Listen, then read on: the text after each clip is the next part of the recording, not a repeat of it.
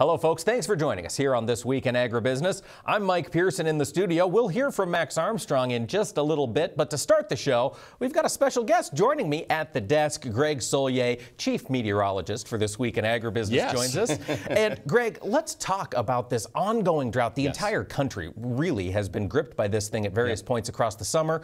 How do we sit right now? And especially across the western states, but a quick snapshot across the country, you can see it's really almost half to two-thirds of the nation in some sense of extreme dryness or exceptional drought, really focused across the western states. And if we take a look at that 11-state western region, look at the shades of orange and red. And despite some modest improvement into western Washington state, the beat goes on. And there was actually a fairly robust monsoon season in the southwestern states, so we just marginally improved drought conditions there. 90 to 95% of the western region in some sense of an extreme or exceptional drought category right now. You know, Greg, we've been hearing stories throughout the year of growers in that southwestern region getting their water allocations cut. Of course, municipalities have been struggling. As you look down the line, as we get through winter, are growers in the southwest going to get a reprieve? Is there maybe alleviation of this drought in the forecast? Even with a normal precip season with La Niñas, they tend to be either normal or below on moisture across a wide area of the west. It's the plains and Midwest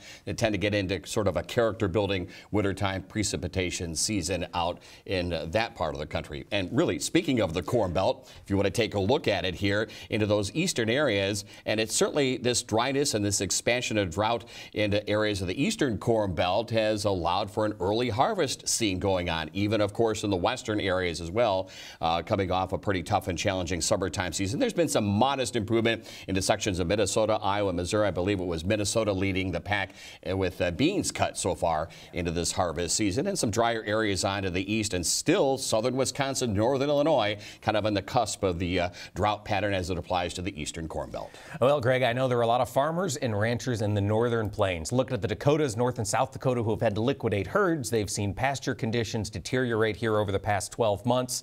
You mentioned La Niñas could build some character. Are they also going to build up water tables? They hopefully will. Now, that will be certainly hinging on getting some precip in there this fall season. And here is the northern and central plain states areas. Recall earlier in the spring and summer season, we had some improvement through Nebraska and Kansas. That has now taken a turn back in the wrong direction. Ongoing, historic, however you want to label it, across especially the Dakotas, North Dakota, and not to forget the southern Canadian prairie as well. They were in the midst of this extreme drought pattern. So if we get the moisture in before the ground's locked down, all the while better. But I think as we get deeper into this winter season, more and more the Dakotas, the Midwest, the Corn Belt in line for more significant moisture from wintertime and going forward from there. Well, Greg, you know, one of the things we've seen throughout this season is the haves and the have-nots. The folks that need rain aren't getting it, as we've seen there in the West Coast. And the folks that don't need it, the Mississippi Delta, that southeastern Gulf, they have just been inundated.